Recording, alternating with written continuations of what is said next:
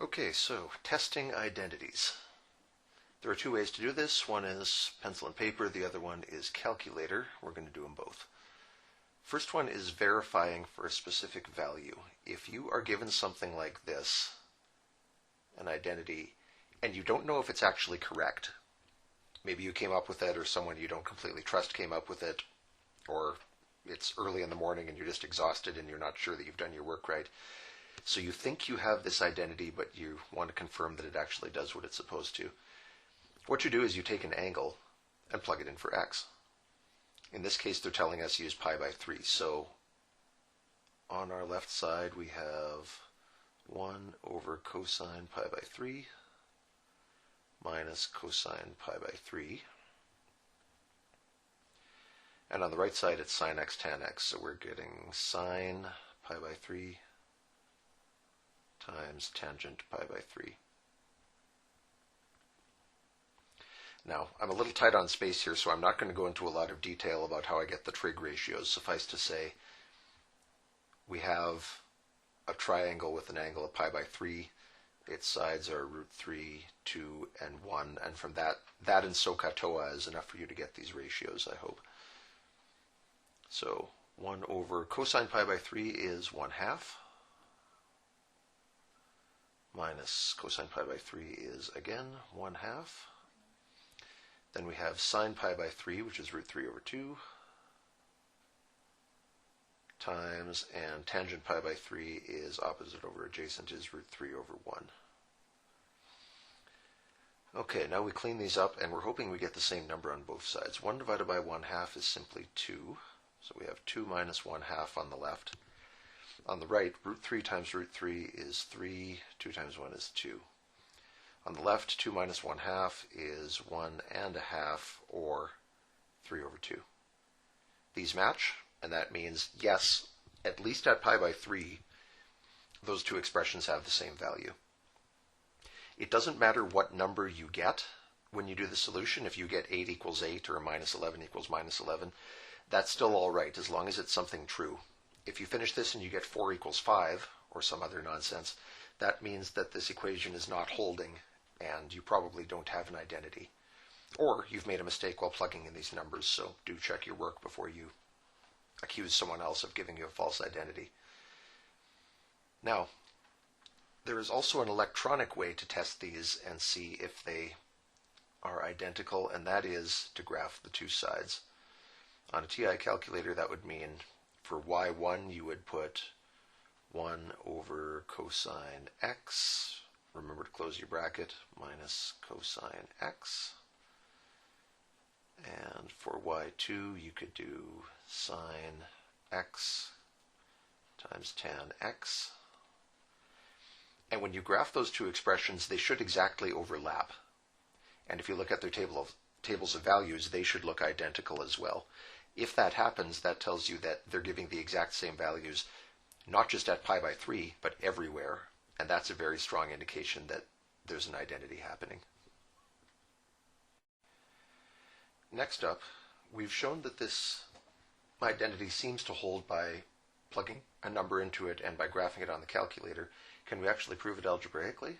If we have 1 over cosine x minus cosine x and sine x tan x,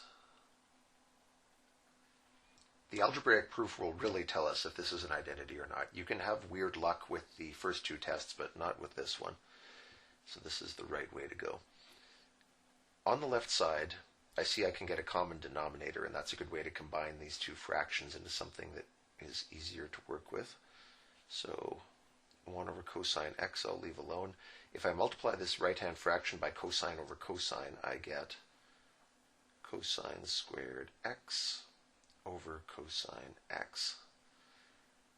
Now, I can write 1 minus cosine squared x,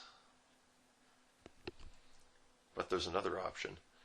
Remember the Pythagorean identity? Again, when it said that sine squared x plus cosine squared x equals 1. If you take the cosine over to the right-hand side, you get another version of the Pythagorean identity. Sine squared x is 1 minus cosine squared x. if I use that, I can just put sine squared x right there. I'm going to leave that alone for a moment because I actually think I see an opening on the right-hand side. On the right side, I'll leave the sine x alone. And you remember what tan x is? It's sine over cosine. And look at that. Sine squared over cosine on both sides. So this really is an identity. The two sides are algebraically identical. And the last thing they ask about, what are the restrictions on this? Are there any angles where it does not work? Well, just like always, the things that we're really scared of when we're doing an algebraic expression are division by zero and square roots of negative numbers. There are no square roots in here, so don't worry about that one, but division by zero certainly could happen. On the left side, we have cosine x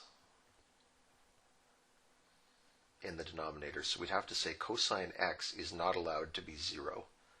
If it were, we'd get division by zero and this whole side would blow up. On the right-hand side, well, actually same thing, we get cosine x in a denominator again. So this is our one big concern. Cosine x must never equal zero. When does that happen? If cosine is zero, what angles are we at? Cosine 0 equals 1, so that isn't a problem. Cosine 90 degrees is a problem. This is one place where cosine goes to 0. And then we're okay for a while. Cosine goes negative, and then it comes back. And at 270 degrees, again, cosine tries to be 0. So we would have to say that x is not allowed to be 90 degrees, and that x is not allowed to be 270 degrees. If you want to be really complete about those, put 360n on the end of them, so that you get every occurrence of those two angles. And if they want us to speak radian, I don't really know. I don't think we've gotten a well, they were talking about pi by 3 up here, which makes me think they probably want us to speak radian for this question. So instead of 90 and 360, let me do that again. The 90 degrees would be pi by 2 plus 2n pi. And in lieu of 270 degrees, we could say 3 pi by 2 plus 2n pi. There's a way to compact that list down, if you remember. We could also say x is pi by 2 plus n pi. I don't have enough space to show you the proof for this, but I think you'll see that because these occur every 180 degrees, you can just start at 90 and then do every 180 degrees after that, and that's what this list is telling you. And if we want that to be really proper, we should specify, people will assume it anyway, but n is an element of the integers.